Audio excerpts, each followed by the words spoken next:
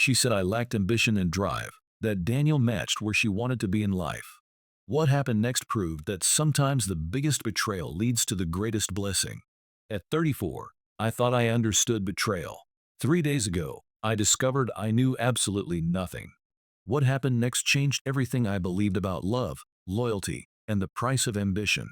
I'm still sitting here in what used to be our bedroom, staring at empty hangers where Rebecca's designer clothes once hung, trying to process how a decade of marriage evaporated in a single afternoon. The silence in this house feels different now, heavier, like the walls themselves are holding their breath. If you've ever walked into your own home and instantly known something fundamental had shifted, you'll understand the chill that ran down my spine when I opened our front door last Tuesday. I'd cut my Chicago business conference short by a day, managed to wrap up the quarterly presentations ahead of schedule, and caught an earlier flight home. The whole journey back, I was actually excited, planning to surprise Rebecca with dinner at that Italian place she'd been mentioning. We'd been together for 12 years, married for 8, and at 34 and 32 respectively, we'd built what I thought was a solid foundation. I'm a regional operations manager for a logistics company, nothing glamorous but steady income around $70,000 a year, and Rebecca worked as a marketing coordinator for a local healthcare network, pulling in about $55,000. Combined, we were doing well for ourselves, had just finished paying off her student loans, and were talking about maybe looking for a house in the suburbs.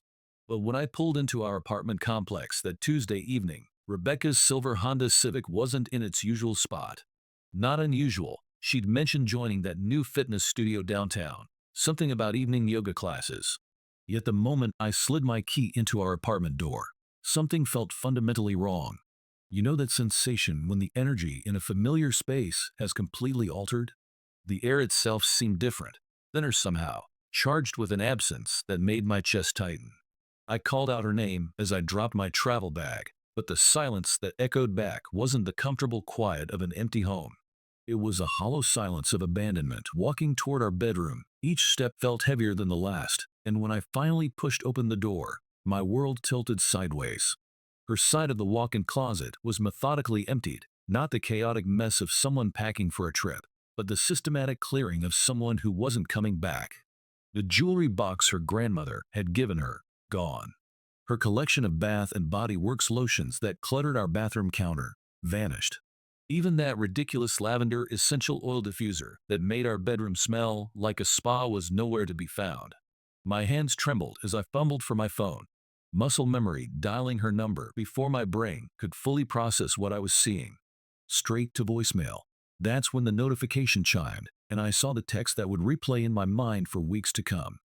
Michael, I can't live this mediocre life anymore. I'm moving in with someone who actually has drive and ambition. Someone who matches where I want to be in life. My attorney will contact you about the divorce proceedings. I sat on our bed, my bed now I suppose, for what felt like hours, but was probably only 20 minutes, my mind racing through the past 6 months like a detective reviewing evidence. The signs had been there, glaring and obvious in hindsight, but I'd been too trusting, too comfortable in our routine to recognize them. She'd started making these subtle comments about our lack of progress, constantly scrolling through LinkedIn and Instagram, comparing our modest lifestyle to her coworker Daniel's posts from business trips to Seattle and Austin. His new BMW, his downtown loft, his weekend getaways to wine country. I'd tried to remind her that we were building something together, that financial stability didn't always look glamorous on social media, but she'd get this distant look in her eyes, like she was calculating the gap between our reality and some imaginary finish line. The gym membership at that expensive studio near the financial district, the sudden interest in business podcasts and entrepreneurship YouTube channels, the way she'd come home from those networking events, smelling like expensive cologne that definitely wasn't mine. God, I'd been so naive, so trusting in what I thought was her newfound interest in personal development. 3 decades of life experience had taught me to recognize red flags, but love, apparently, makes you colorblind to danger signals. Here's what I didn't do that night, and looking back, I'm proud of this. I didn't break down sobbing. I didn't start calling her friends and family in a panic.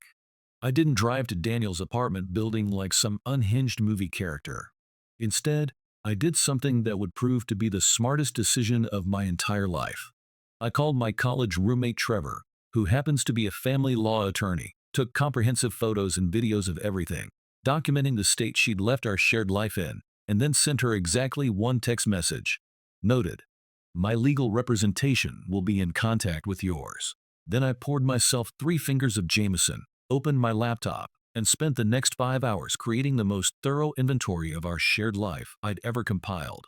Bank accounts, credit cards, the lease agreement, insurance policies, subscription services, even the Netflix password, everything that would need to be untangled when someone decides to blow up a marriage by a text message. The apartment lease was solely in my name, utilities too, which turned out to be more significant than I'd realized. She'd left her name on all our joint financial accounts though, which any experienced person would recognize as a rookie mistake that would complicate her fresh start significantly. Rebecca's mother called around 9 that evening. I watched the phone buzz on my coffee table, her contact photo, a smiling woman who'd always treated me like the son she'd never had, and I couldn't bring myself to answer. The voicemail she left was heartbroken and confused, asking what had happened, saying Rebecca had called her crying but wouldn't explain anything coherently. Her sister Amanda sent a text an hour later, just as simple, "What the hell is going on?" I didn't respond to either of them. Around midnight, my phone started lighting up with notifications from Rebecca herself. Apparently my calm, methodical response wasn't the emotional breakdown she'd anticipated. "Michael, you need to talk to me. This silent treatment is cruel. I deserve better than being ignored after 8 years of marriage. Daniel says you're being manipulative by not responding." That last message told me everything I needed to know about who was influencing her decision-making process. I turned off all notifications, enabled Do Not Disturb, and kept working on my documentation. By 3 in the morning, I had a crystal clear picture of our financial situation and a detailed action plan for the next day. The strangest part of this whole experience has been the clarity that replaced what should have been devastation. People always talk about falling apart when their world collapses, but I felt more focused than I had in months, like watching a complex puzzle suddenly reveal its solution. I'd always thought that if something like this happened, I'd be destroyed, begging her to reconsider, promising to change whatever she needed me to change. Instead, I felt this cold, analytical calm, like watching a documentary about someone else's life and finally understanding the plot twists that had been building all along. The next morning, I met with Trevor at his downtown office, and while we were reviewing everything, Amanda called again.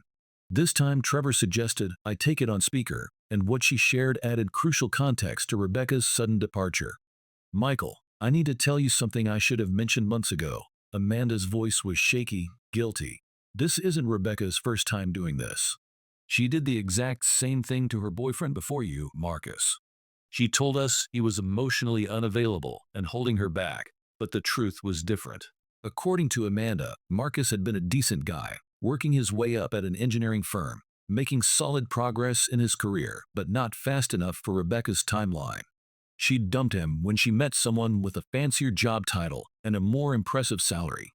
That relationship lasted exactly 4 months before the guy's success turned out to be mostly credit card debt and leased luxury items. "She's always been like this," Amanda continued, "even in high school, constantly upgrading her friend group based on who had the newest car or the most expensive clothes. Mom and I hoped she'd outgrown it when she met you because you seemed to ground her, but apparently, old patterns die hard." While Amanda was talking, my phone buzzed with more messages from Rebecca. "I need my birth certificate for a job application. Where did you put my passport? Stop being petty and answer me. Daniel says you're legally required to give me access to my documents immediately." I showed the messages to Trevor, who smiled that particular smile lawyers get when the opposing side makes obvious mistakes. Turns out, while I'm required to provide access to her personal documents, since she abandoned our shared residence without notice and is now living elsewhere, we can require her to follow proper legal procedures to retrieve them. Everything has to go through attorneys now, which adds time and complications to her fresh start. The next bombshell came when Rebecca's mother called me directly, and this time I answered. For 20 minutes, she apologized profusely, explaining that this pattern of behavior had started early in Rebecca's life. "She's always been ambitious," her mother said, sounding exhausted, but somewhere along the way, ambition became this constant comparison game. She'd drop friends the moment someone more successful came along. I'd hoped marriage would settle her, help her appreciate what she had instead of always looking for something better. Rebecca's currently living in Daniel's downtown loft, the one he's always posting about on Instagram. The gleaming modern space with floor-to-ceiling windows and that expensive minimalist furniture. According to her mother, though, appearances can be deceiving. It's mostly a rental staging situation, she confided. His parents co-signed the lease because his credit wasn't good enough on its own. The furniture comes with the apartment, and he's been struggling to make ends meet for months. Over the next few days, I focused on practical matters, the kind of administrative cleanup that comes with someone suddenly exiting your life. Changed all passwords and security questions, froze our joint credit cards while leaving her access to her portion of our savings, switched utilities entirely to my name, had the locks changed, and started documenting everything for the divorce proceedings. Each task felt therapeutic, like clearing debris after a storm, making space for whatever comes next. Then the social media storm began, and if you've ever watched someone's carefully constructed image start to crumble in real time, you'll understand the surreal entertainment value of Rebecca's Instagram transformation. Initially, she was posting these perfectly curated photos in Daniel's loft, all hashtag blessed and living my best life energy, trying to project this image of someone who'd successfully upgraded their circumstances. But reality has a way of creeping into even the most filtered presentations. She couldn't access most of her accounts because they were linked to an email with a password she'd forgotten in her rush to leave. The new job she'd lined up required documentation she couldn't easily access. Daniel's loft might photograph beautifully, but according to Amanda, who'd visited, it's mostly smoke and mirrors, expensive-looking rental furniture, and carefully angled shots that hide the fact that he's been living paycheck to paycheck for months. The turning point came when the practical realities of her hasty decisions started catching up with her. Remember that expensive gym membership she'd gotten? Turns out it was on her joint credit card, which was now frozen. Her Instagram stories shifted from morning workout selfies to long, rambling posts about toxic people who use financial control to manipulate situations. The irony was so thick you could cut it with a knife. I received a text from an unknown number last Friday. "Man, you need to be reasonable here. Just give her the documents she needs and stop making this difficult. This whole situation is beneath you." It was Daniel himself, apparently trying to play mediator in a situation he'd helped create. I forwarded the message to Trevor without responding, adding it to our growing file of documentation for the divorce proceedings. Her leaving without notice, the written admission of moving in with someone else, now evidence of his involvement in pressuring me, it was all making Trevor's job significantly easier. Sunday morning, I returned from my usual coffee run to find Rebecca sitting on the front steps of our apartment building. She'd been crying, mascara streaked down her cheeks, clutching her phone like a lifeline. I walked past her, went inside, and immediately called Trevor, who advised me to send one final text message. All communication must go through legal representatives. Contact information has been provided previously. She sat there for almost 3 hours, alternating between crying and frantically texting, while I went about my day, occasionally glancing out the window to see her still there. Finally, when her phone battery died and she had no way to charge it, she left. Part of me, I'll admit, felt a sense of satisfaction watching her perfectly planned exit strategy start unraveling. But mostly, I just felt tired. Tired of the drama, tired of the manipulation, tired of realizing that the woman I'd built a life with had apparently been keeping one foot out the door, waiting for a better offer. That evening, I ordered Thai food, opened a beer, and started packing up the remaining items she'd left behind for when her lawyer eventually contacts mine. Going through her things, I found an old journal from our early dating days. I didn't read it. That felt like a violation even under these circumstances. But just seeing her handwriting from back then, when everything between us felt genuine and hopeful, made me wonder if that version of her had ever really existed, or if I'd just been seeing what I wanted to see. It's been 6 weeks since that Tuesday evening when my life changed, and the legal process is moving forward steadily. The meeting with lawyers was surreal. Sitting across from Rebecca in a conference room, watching her try to maintain her successful new image while wearing the same black dress I'd seen in her Instagram posts multiple times. She'd clearly been expecting some dramatic confrontation, but when she interrupted her lawyer to demand immediate access to her documents, even he looked uncomfortable. "I have rights to my belongings," she'd said, her voice carrying that same entitled tone I'd started noticing in our last months together. He's keeping them hostage to punish me for moving on. Trevor calmly produced printed copies of her social media posts, her text messages, and her public statements about upgrading her life and leaving the past behind. Her documented choice to abandon our shared residence, combined with her written admissions about moving in with Daniel, made everything legally straightforward. We scheduled a supervised exchange of belongings for the following week, but here's where the story takes an interesting turn. Remember that work project I'd mentioned, the one that took me to Chicago? Cutting that trip short to deal with this personal crisis turned out to be the best career move I could have made. A situation developed while everyone else was still traveling, a major client issue that needed immediate attention, and I was the only senior manager available to handle it. The way I managed that crisis, staying focused and professional despite everything happening in my personal life, caught the attention of our regional director. 3 weeks ago, I got promoted to senior operations manager. Nothing dramatic like Daniel's social media lifestyle, just a solid step up with better benefits, more responsibility, and actual work-life balance. The raise puts me just over $85,000 a year, which feels appropriate for where I am in my career. I've also started going to that gym Rebecca never actually attended. Turns out I genuinely enjoy the routine and the endorphin boost after long days. Down 18 pounds and finally figured out how to properly use those intimidating weight machines. My trainer Carlos has become a good friend, and through him, I met Sarah, a pediatric nurse who loves horror movies and makes absolutely terrible puns that somehow make me laugh every time. Sarah and I are taking things very slowly, building something based on genuine compatibility rather than timeline pressure or status comparisons. She gets excited about small victories and personal growth, measures success by the quality of her relationships and the difference she makes in her work, not by Instagram-worthy moments or luxury brand acquisitions. It's refreshing to be with someone who finds joy in simple pleasures, making coffee together on Sunday mornings, hiking local trails, trying new recipes that sometimes turn out terribly but create great memories anyway. Meanwhile, Rebecca's carefully planned upgrade has hit some significant turbulence. Her sister Amanda, who still checks in with me occasionally because we developed a genuine friendship over the years, filled me in on some developments. Daniel's impressive career trajectory encountered some setbacks when his company started a round of layoffs. His luxury loft rental fell 3 months behind, and that finance BMW got repossessed 2 weeks ago. Those expensive restaurants and exclusive clubs he'd been posting about were all funded by maxed-out credit cards that are now causing serious problems.